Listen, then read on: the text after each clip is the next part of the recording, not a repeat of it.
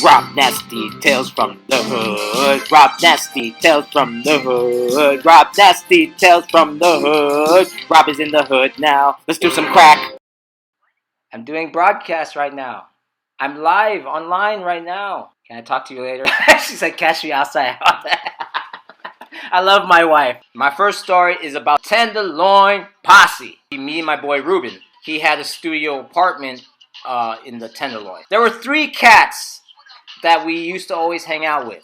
Kev with the dreads. He ended up living with us. And how he ended up living with us is because he would get weed for free. We wanted free weed, so he started living with us. Love weed.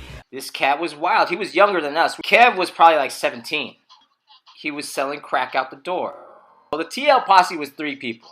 The TL Posse was Kev with the dreads, Johnny Blaze, which is like Rich Chigga. I say Rich Chigga because he looked like Rich Chigga. He was a Chinese dude. We called him Johnny Blaze. He would always be on Dan's. And what's Dan's? It's like a pill that always make you feel drunk. This dude was on Dan's 247. And third dude is James the Mexican. And these were the 3 dudes. They were the Tenderloin Posse.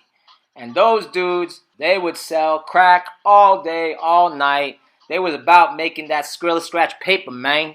I'm gonna get into like one of the first stories. Well, one day, like Fools was at the crib, right? To get into the crib, you had to, press the buzzer and say who you are, and then we would ring you up. And then my boy Shandu, he would be like, "Yo, it's 850 Bryant, which is the police station. We're coming in." And, everybody at the crib panicked.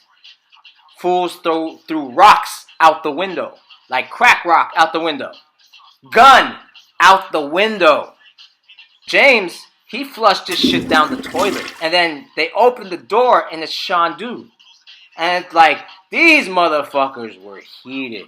Because James just flushed $300 to $500 down the toilet. Kev threw his gun out the window. The gun went off. Shandu did it. He was just fucking around. Kev was just like, "You gonna go in the backyard and you're gonna pick up my shit." So here's like 3 of us, me, Ruben, and Shandu. We're like in the backyard and we're like looking at pebbles to see if it was crack or not. Is this crack? You know what I'm saying? Another story. Once Kev found out the apartment manager was a crackhead, Ruben was living there for free for a while. Not sell. He would give crack to the apartment manager and he's like, "You guys could stay." And you know what the apartment manager did? He got more crackheads to live in the apartment building. At one point, we had Big Man down the hall. And he was a big black dude. And he liked crack too. And then we had this guy named Chinese Dude. Like, I didn't know these guys' names. I know them that's Chinese Dude. Chinese Dude with the printers. I remember coming into the apartment, again, from work, and I just see printers all up in the studio apartment. Printers. Nothing but printers. I was like, where all these printers come from? It's like, Kev was like, "Oh, Chinese Dude gave me all these printers." Like 20 printers in boxes. Like, Chinese Dude stole them from work and then gave them to Kev because Kev was he's like, "Yo, Rob, you want a printer?" So Big Man lives down the hall, right? And then my boy Echo, he was doing Big Man a favor, and he was watching his spot for him. He's waiting for Big Man or Kev to come in because they're going to come in. They're going to come in about an hour or something like that. Echo has that curious mind, you know what I'm saying? He's going to open doors where you're not supposed to open the door, right? So he opens the closet door and he sees a naked lady in there, passed out. The fuck?